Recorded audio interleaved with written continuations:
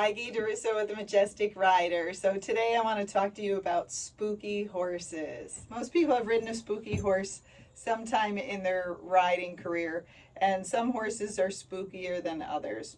So what makes a horse spooky? Sometimes it's just in their breeding line. Sometimes it's what we are feeding the horse, like we're giving them too much grain, or we're giving them a rich hay like alfalfa, and we're giving them lots of sugars but no way to expend that energy. And so what it does is it kind of amps the horse up, and then when something surprises it, it is full of that energy, and that's when it releases that energy. So then they usually have a big spook, or they might spin or bolt, etc. It's the same as when you give kids a whole bunch of sugar, right? They get all amped up. Sometimes it's the food. Sometimes the horse is missing certain elements in their diet. Magnesium is a big factor, and that's low. It can make horses spooky. So can vitamin B. So there are certain things you can supplement them with to see if that will help them. The other part is exposure. What has that horse been exposed to? Sometimes you get a trail horse and you think it's been exposed to everything, but it really hasn't. And depending on the trails, like here in California, we have hikers and bikes on our trails and dogs and all sorts of activities. Usually, if you got a horse that was being ridden in the woods and then you brought it to the California trails, that horse might spook at everything because it's not used to those things being on the trail, so it surprises the horse. It's the same thing if you ride the horses in California and they see all these things, but you don't ride it in the woods, and then you sell it to someone who's just riding it off in the woods. And then the horse might be a lot more nervous out there by itself, thinking something's going to get it because it's used to having all this action by it and people, and now it's out there alone. So that can make the horse spooky as well. So there's many factors that can make that horse spooky. And again, one of those is training and just exposure. The other thing is the breeding line. There's some breeding lines that are hotter than others. And those horses are bred that way, usually to be a performance horse or a show horse, because they want those horses to have more fire in them because it's more exciting to watch, isn't it? But if you take one of those horses and now you're taking it out on the trail, again, now you have to deal with all that jumpiness that they liked in the arena because it made that horse look fiery and it was more exciting for the crowd. But now that you're taking it out and exposing it to these things, it just keeps jumping all over the place. What do? It depends on what is causing the spookiness, on how you work through it. So with the breeding line, you can't change the horse's breeding. So you have to deal with that horse and try to work it before you go out on the trail to take some energy off. You might need to give it a calming supplement to see if that will help. And there's many different calming supplements out there, but you have to find the one that works for your horse. Just because somebody says this one works doesn't mean it's going to work on your horse, because every horse has a little bit different chemistry, just like people. And so you have to find the one that works for your horse, and usually we'll find one if you keep trying. But you have to find it and you have to feed it consistently for it to work. Now that usually will take the edge off, but it won't completely get rid of the problem, but it can help. So again, you can feed that feeding supplement. You can feed them magnesium. That also helps with ulcers, and ulcers can also be a cause of a horse spooking, or pain could cause a horse to be more spooky too. So you're trying to rule all those things out. If it's with the breeding line, you work the horse ahead of time before you go out there. You try to be that horse's leader. If you're not a good leader, then try to ride with another calm horse and have that horse go in front of you, and then that will usually help give that spooky horse more confidence.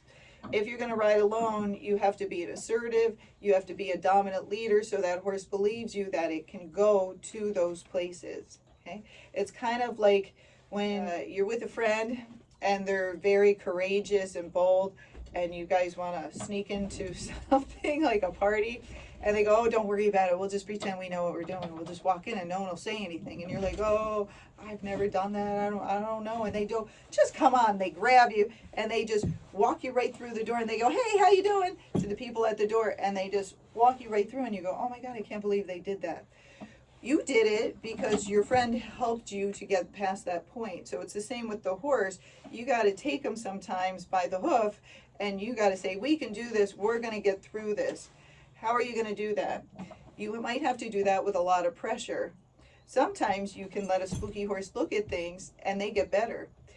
Those are the horses that are not going to stay spooky. But if it's in their breeding line, usually those horses stay spooky and they need somebody dominant to push them through these things and to make them go.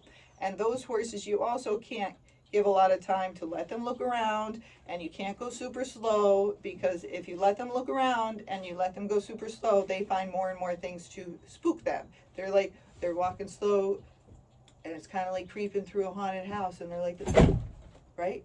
And then they're over there and everything is spooking them.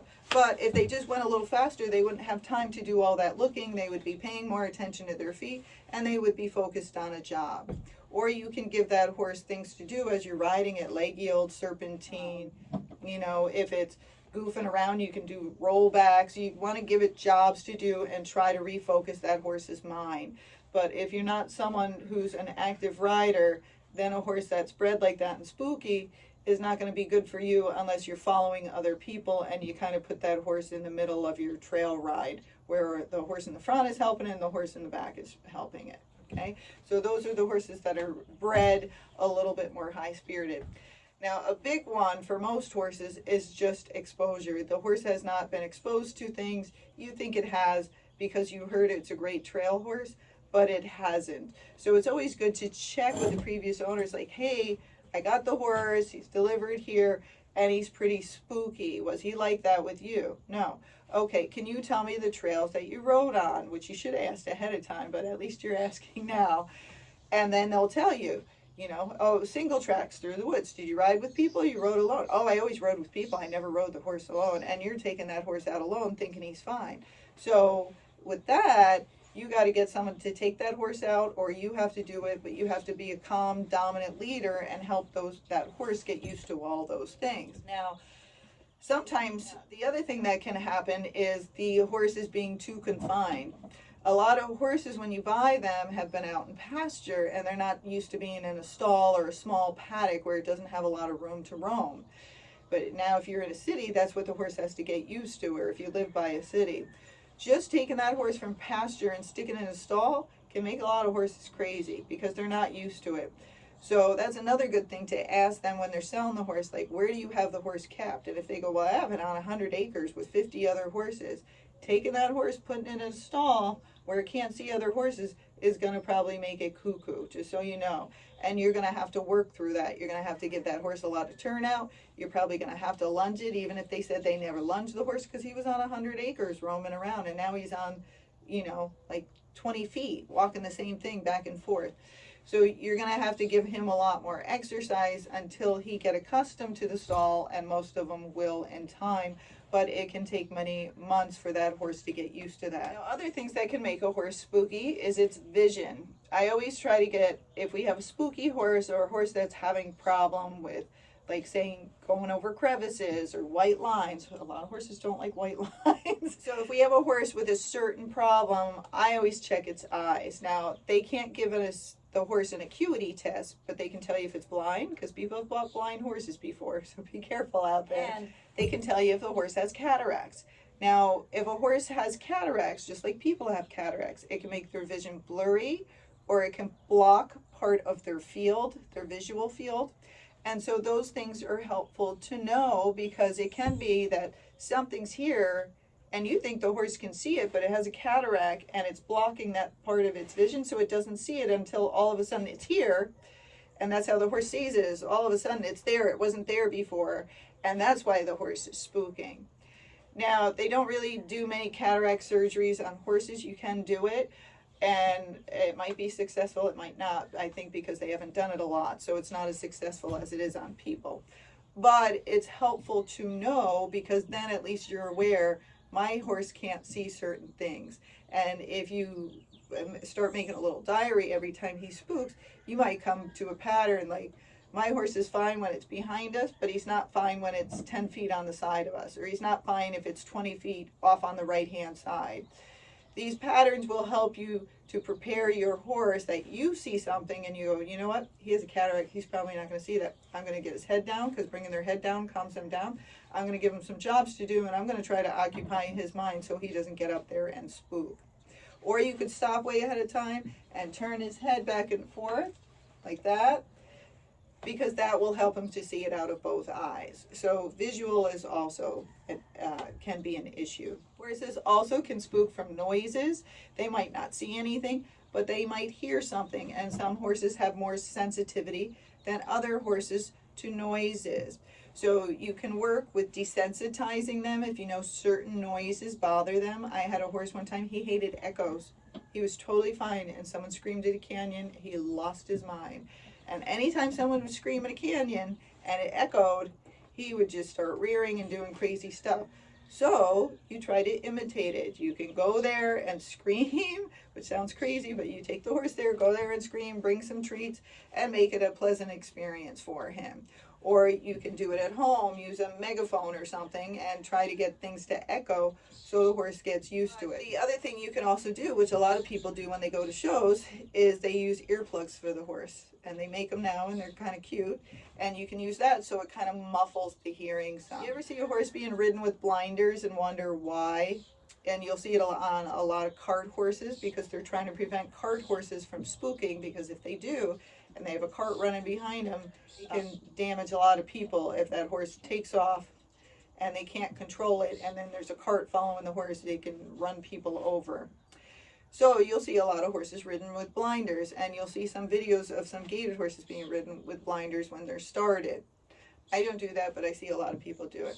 The reason why is they're trying to block some of that horse's vision. You'll also see it on the racetrack. They're trying to block that to get that horse to focus, and it also helps so the horse doesn't spook, because it's losing part of its vision there, and then it's just seeing ahead that way. If you had a major problem, you could always try that, is putting one of those, the blinders on, and see if that helps you. You know, you never say never, because even though I don't do something, it might be the only thing that helps your horse, and if that keeps you safe, then that's a great thing, especially if you're not going to do desensitizing and other things. I do a lot of desensitizing. If I find the horse has an object that it's afraid of, like a bike or a bag or a tree, or, you know, and I try to imitate it at home, and then I take it out there and work with it. If the horse is real spooky in the beginning, I'll hand walk them on the tree. And I usually don't lead them out there with another horse. Lots of people do, and that's a great way to do it. I like to get exercise, so I like to walk a lot. And I'm trying to build the horse trust in me that I'm a good leader. So I like to be the first one ahead and be like, I'm going to show you how to get through the water. I'm going to show you how to get over these boulders. I'm going to show you how to get down the trail when we're scared of something. So I'm trying to build trust. But again, that's me. I like to walk. If you're not athletic or you don't walk well, then that might not be a good thing for you. But that's what I like to do. Then I ride them out there and get them used to it. And then I'll ride with other horses. But I don't depend on other horses to get my horse through things. But you can. It's a good way to work it.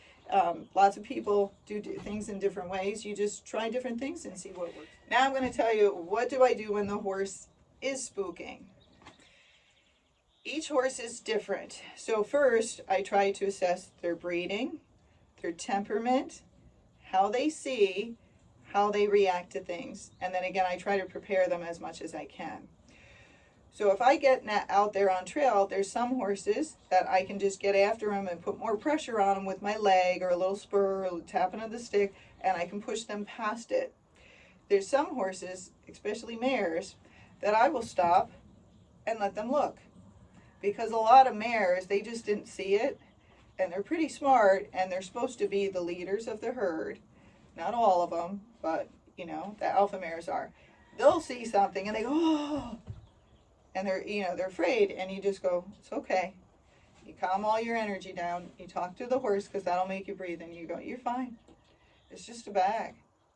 Or you might not see what it is. This happened to me today. I was taking a mare out there, and she's not a spooky mare, but she got all spooky, and I let her stop, and I let her sit there. You could feel her heart beating in her chest, and I could feel that right through my buttocks on the saddle, and that's when you know they're really scared. So I just sat there with my hands right, let her sit there for a little bit. When she wasn't looking around like this anymore, I go, let's take a couple more steps. Pushed her, she took a couple more steps, and she said, hey, that's it, I'm not going any farther. Sat there for a bit, let her turn her head side to side, because that's how they see, and let her sit there and listen and smell. I didn't have to sit there very long, just a couple minutes. I pushed her farther.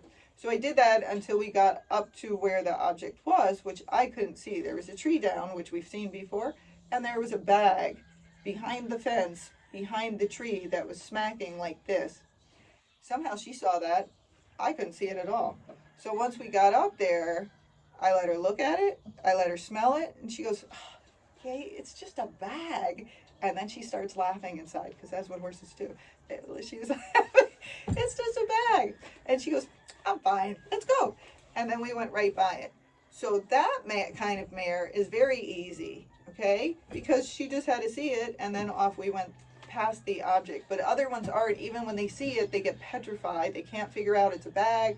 They're not smart enough, or they're not brave enough. And those horses get petrified. So some of those horses, I will have to get off, and I walk by the object back and forth.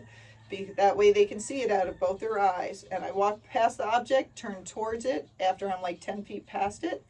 Turn towards it, walk past it again, go 10 feet past it, turn towards the object, walk past it, and I go back and forth like that until I feel that the horse is calm enough that I can get on its back and do it. And if you're like, what is calm enough? Well, they're not spooking and jumping on your back as you're trying to walk them. They don't have their head super high. They're not snorting anymore, okay? And they're walking slower. Then I know I can get on their back. Then I get back on their back, have a saddle on, of course, and I do the same thing. And why am I doing that? Why don't I just go by? Because I know I'm going to have to pass it back the other way. So I want the horse to see it out of its both eyes, because it sees differently. So then I ride by it a bunch of times until I think the horse is pretty good with it, and then off I go on the trail. Now when I come back, I have two things I can do. I can just ride by it if I want, or if I think it's a horse that needs to build more confidence, I'll get off when I know that object's coming close and it's still there. And then on the way back, I get off and I walk up to the object and let the horse smell it and see it and maybe graze by it, because that'll build their confidence up, okay? So that's another way to do it. Now there's some horses now, no matter what you do, like I might try all those things first with them, but no matter what you do, when they go out there, they are just spooky. Is it their vision? We don't know unless the owner checks their vision. And with those horses, they won't go anywhere by themselves because they're spooky. They're just petrified. Those horses I ride, and I ride them, as you would say, hard. That means I get after them. I say, nope, we're doing this. Come on, give me your hoof. Off we go. And so I'm going to ride them forward. I'm going to flat walk or do a running walk the fair amount of time. I'm going to work their energy off before I even leave the barn. I'm going to do some lunging, but then I'm going to ride forward out there. And then I'm going to sit back because I know they could spook. And some of those horses are spinners, so you got to stay back and you got to go with their motion. Okay? You always want to keep a short rein on those horses. You always want to keep your hands wide. So if they start going to the left, you pull out to the right. If they start going to the right, you pull out to the left to block them. You want to teach those horses how to side pass, and you want to teach them how to do a turn on the forehand, so you can use those things out there to help you. So if the horse starts to spin, you can push it back. If the horse starts to run sideways, you can push it back because you know how to do that movement, so you just do the opposite of what they're doing. So say the horse's shoulders went to the right because it's trying to spin, you take your left rein, you're going to look to the left and push with your right leg and have your right rein against his neck to push it back over. Same thing, the horse starts to spin to the left, pull your right rein, left leg pushes against the horse, left rein blocks it. Because if you can block a spin, you're less likely to fall off. Sometimes you can't block it. It happens so fast, you're like, and then you're like, how am I facing this way? Because the horse was so quick, it all of a sudden just spun. But push it back the way it came, okay? So even if it spins and stops, don't go off the other direction. Go back the way you came. Lots of people want to do this. The horse spins, and then they spin it around to get back. You don't really want to do that because you're putting that object more behind you, which would make that horse run more. It'll make them run more. If that object moves, it can make them go flying forward. And you want to teach the horses, hey, if you spin, I'm making you go back that same way. In time, the horse will learn that even if they spook, they can't get away from the object. The only way they can get away from the object is they can still spook, but we want them to do it in place because it's much easier for us to sit on them. So they can spook, and then they can stand there and look at it, and then we go by the object. That's how they get away from it, not running. Their instinct tells them to run, but we're trying to teach them spook in place. You know, try to, when you see something scary, look at it and figure out what it is instead of running. But that is against their instinct. So we have to teach them how to do those things and how to handle those things, okay? Horses naturally spook. That's what saves them. And the really spooky ones would get out of there first, wouldn't they? But that's, you know, like with Chicken Little running around, the sky is falling, the sky is falling. So when you get those horses, even when the spook is real, you know, there's something back there, like a bear, a lion, you don't believe the horse because they spook all the time. So that's the hard part, is with those horses, they get better. When I push them forward, they get going. And then they trust me, and they'll get much braver, but they're never brave as like an alpha mare or a really brave gelding, but they're better, okay? And that's what you bought, so we try to work through things and help the horses to get better. I can tell when those spooky horses are spooking for real, like there's something really is, because maybe I've been riding them down the trail, and they've gone down the trail 20 times for me, and then I go out there one day and they're like, no, I'm not going that way. And I go, okay, because this is a good way to test them. I go, I still want to go that direction, but let's go off the trail and we'll go through the woods and we'll kind of go around that area. And then the horse goes. They go, yeah, I'll do that. Then I know something's over there. Either a bear was over there or there was a mountain lion, and it might not be there now, but it still might have that scent of that object. And I'd rather go around it than meet up with a bear or mountain lion anyhow. So those horses, I'm like, okay, I'll listen to you. So I push them, but I also listen to the horses. Not everybody can do that. Not everybody can feel the difference. But if you can, you know, listen to them as well. You want to help them.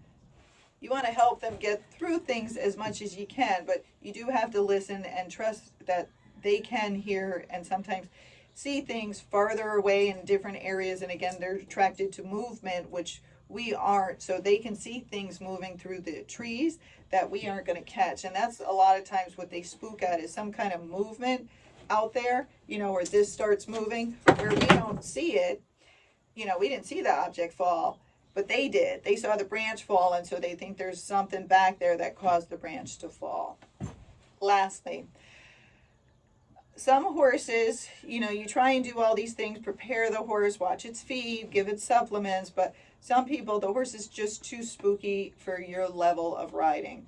It doesn't mean it's a bad horse. It just might be the wrong situation. Like the horse was fine in pasture, but now you have in a stall, and it just can't handle all this stimulus around it without having some area to move. So those horses are better off just going to a home where they're back in pasture. Or, you know, other people rode with horses all the time, and you're riding alone, and you constantly have to be after this horse. It's spooking, it's spinning, it's scaring the hell out of you. It's better you sell it to somebody who either can handle it or is riding with other horses. That's the hard part when you get attracted online and you're looking at a horse, is people don't ask all those questions. And they see the video and they don't analyze the videos. That's why people pay me to evaluate the horses. And I evaluate their gaits, but I also evaluate what the people are doing in the videos. Because you're trying to make sure it's a fit before that horse takes a journey to you. Because it's very sad that that horse takes a journey, you know, 10, 24 hours away, gets there, and it's the wrong situation, and then they get resold. People go, well, this didn't work. And I go, that's great, but don't you feel bad for the horse? He had no idea. He got shipped all the way here, and now he's sold off to someone else. I just feel bad, because otherwise they would have sold it to the correct person. So try to evaluate those things before you get the horse. Ask a lot of questions and make sure it's something you can handle before you ship them all the way there. But again, I do think it's better that you sell them than keep a horse that's not working for you and it's just sitting there getting worse. And so you have to realize what your ability is and stop looking at the pretty pictures and videos and talk to the owner, ask a lot of questions, and try to find a horse that fits, okay? Other thing that can make horses spooky is living alone. Horses are herd animals, so they do best when there's a herd and they seek comfort from other animals and from other horses. But if you take that horse and he was in a herd and you put him all by himself, that can also make him very spooky. And then you take him out on the trail and then that makes him spooky. So you got double spooky horse. So you're always trying to keep other horses by them, or that they can see other horses, or a goat or a dog or something that's going to spend a lot of time with them, because otherwise that horse just gets more and more anxiety. It's going to get ulcers, it's guaranteed, because it's upset all the time and then it becomes anxious. So you're trying to do things to help the horse, calm it, and try to have it work. The other thing I'm going to talk about is different kinds of riders with the spooky horses. So there's some people, the horse spooks, and the people are really unaffected by it. They just push the horse and they get after it and they go through it. There's other people that pay no attention. We call them passengers. And so as they're riding the horse pretty much feels like it's on its own. Those horses might not be that spooky, but they're really spooky with that person because they know they're not paying any attention at all. So when the horse gets scared and it gives a little bit like, hey, I'm kind of scared, or its heart starts beating really fast and the head comes up and he goes, hey, do you see that? And the person's up there like, blah, blah, blah, blah, blah, blah, blah, blah, blah, blah, blah, blah, not paying attention at all while the horse needs help. Then that horse is going to spook, and when it spooks, it might be big, and it might spin and bolt out of there, because they know that person's not going to help them. And so they're relying on themselves, and when they rely on themselves, they rely on their instincts. And some horses have higher flight instincts than others, and so those horses are going to check out of there, because they're like, they're not with me, I'm out. And if you're off their back, they can run faster. So if they spin or they buck, that's usually it. They're trying to, get out of there as quick as they can, but they might be unloading the weight so they can run faster. So try not to be a passenger with those kinds of horses. And then there's the other kind of person who's also a passenger, but really doesn't know how to ride, doesn't know much about horses, doesn't understand their vision, how they hear or see or anything. And they're sitting on the horse, and they're nervous or timid, and every time the horse does spook like that, like they get scared, and even if the horse just spooks in place. Those people shouldn't even be on trail. Those people should be in an arena with a trainer, having somebody help them get their confidence up, because those people just scare the horses more. And those are the people also that when the horse spooks, they scream, okay? They scream, they yell, they yank the wrong rein. And, the horse was just going to spook in place, but they pull on the rein or do a one rein stop, and they flip the horse over. It falls down, it crosses its legs because they did it so quick, and the horse was like, I was just going to spook in place, but when you did that, I went like this, and now I got no balance, and they fall over. And then people go, yeah, the horse spooks and he falls down. I go, no, not really. He spooked, you pulled one rein, you knocked him off his feet, and then he fell down. That's the answer to that. So those people need to stay in arena, and when they do buy a horse, it's best if they get older, not spooky, and if they're going to ride alone, then a horse that's been ridden alone a lot. If they're going to ride in a group, a horse that's been ridden in a group. But those are the ones that I tell people get an old horse, and then people go, well, I got an old spooky horse. No, don't get an old spooky horse. Get an old horse, a very confident horse that's going to take care of you, and that when things blow up, the horse really doesn't respond to it all. They just go, what? Oh, who cares about that? I'm fine with that. So that's the kind of horse you need. You don't need a young horse. You need an old, non-spooky horse. If it's arthritic, it has to be on supplements to keep it sound. That's perfectly fine, because that's not going to kill you. But you get a young one and you don't know what you're doing, and you're a timid rider, when that horse spooks, it's going to be hard and fast because they have talent, they're athletic. The arthritic ones are like me, and you just go, not worth the effort, it's just going to hurt later, I'm not going to do it. That's what you want to be on, and they'll take care of you. And they can still go down the trail, it just might be slow, but you take your time, okay? Those are much better for timid riders, and that will be helpful. But when you're looking at horses, most people do not want that. They just watch that pretty horse going by and they hit click and they buy the horse and it shows up and they can't ride it, spooky, has all these issues. And it's not always the horse's fault. It's not always the seller's fault. Remember, they say buyers beware, because you're supposed to check these things out. You're supposed to be aware of your capabilities. And it's not up to the seller to ask all those things. You should be telling them. So if you got a spooky horse, remember, work all those things up. But remember, in time, it might just be the wrong fit. At least you learned a lesson. Find the horse a good home, or talk back to the seller. Maybe they'll resell it for you. And try to learn from the lesson and not make the same mistake over and over again and buy the same kind of horse.